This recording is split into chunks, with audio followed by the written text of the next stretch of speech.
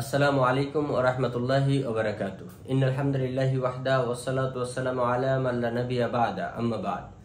সম্মানিত দর্শক এবং শ্রোতা মণ্ডলী, প্রত্যেকটা ইবাদতের জন্য কি নিয়াত অপরিহার্য, নাকি নিয়াত না করলেও ইবাদত কবুল হবে? এ বিষয় নিয়েই, যেহেতু আমরা পূর্ববর্তী ভিডিওতে আলোচনা করেছি যে আল্লাহ রাব্বুল আলামিন আমাদেরকে শুধুমাত্র তার ইবাদত করার জন্যই সৃষ্টি করেছেন, তাহলে সেই ইবাদত করতে গেলে আমাদের কিভাবে করতে হবে? নিয়াত করা জরুরি, নাকি নিয়াত ছাড়া এমনি এমনি ইবাদত করলে কবুল হবে? এই বিষয় নিয়ে আমরা ধারাবাহিকভাবে 4-5টি পর্বে ইনশাআল্লাহ আলোচনা করব। আশা করি আপনারা আমাদের সাথে থাকবেন এবং আমাদের আলোচনাগুলো শ্রবণ করবেন ইনশাআল্লাহ। আমরা প্রথমতই বলতে চাই, নিয়াত শব্দটির শাব্দিক অর্থ হচ্ছে ইচ্ছা করা, ইরাদা করা, সংকল্প করা। আমরা যেই মনে মনে যেই ইচ্ছা করি, আকাঙ্ক্ষা করি, সেটাকেই বলা হয় নিয়াত। নিয়াত শব্দটির মাদ্দা তথা মূল শব্দ হচ্ছে নুন ওয়াও ইয়া।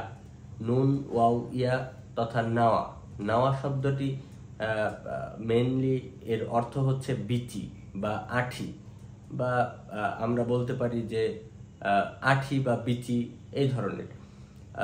সেই বিচির মধ্যে নিয়াতের সাথে বিচি বা নাওয়ার কি সম্পর্ক থাকতে পারে? সেটি হচ্ছে, আপনি যদি আম গাছের আঠি রোপণ করেন, তাহলে কখনোই সেখান থেকে কাঁঠাল গাছ হবে না। সবসময় আম গাছ থেকে আম গাছই হবে। সাথে সাথে আম গাছ থেকে আম গাছে কখনো কাঁঠালও ধরবে না, আম গাছে আমই ধরবে। ঠিক তেমনি আপনি মনের ভিতর যে নিয়াত করে আছেন, আমলে যেটাই করেন না কেন, যেভাবেই করেন না কেন, সেটা যত সুন্দরই হোক না কেন, নিয়াতের মধ্যে যদি কোনো গরমিল দেখা দেয়, তাহলে ওই নিয়াত দ্বারা ইবাদত কখনোই সুষ্ঠু এবং সুন্দর হবে না।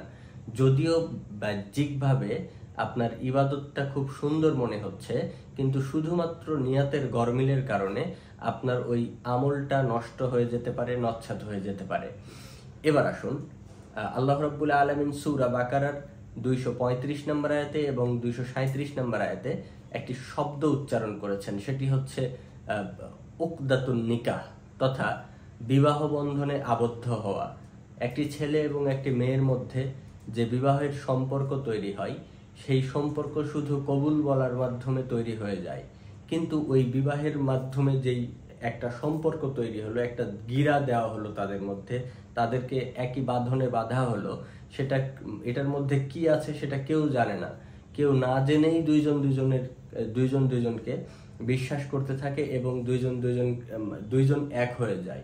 সেখানে বিবাহ বন্ধনে আবদ্ধ করা, তথা এই যে উকদাতুন নিকাহ যেটা বলা হয়েছে, সে যে বিবাহ বন্ধনে আবদ্ধ করা হলো, এখানে এই বিবাহের যে বন্ধনটা, এটা সম্পৃক্ত হচ্ছে আকীদার সাথে।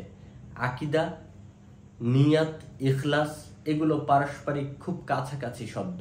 আপনি একটু চিন্তা করলেই দেখতে পাবেন, তাওহীদ ছাড়া যতই আপনি ইবাদত করেন, সেই ইবাদত যেমন গ্রহণ হবে না, ওই ইবাদতের মতো যেমন আপনি অজু ছাড়া সালাত আদায় করলেন, সেই সালাত কি কখনো গ্রহণযোগ্য হবে?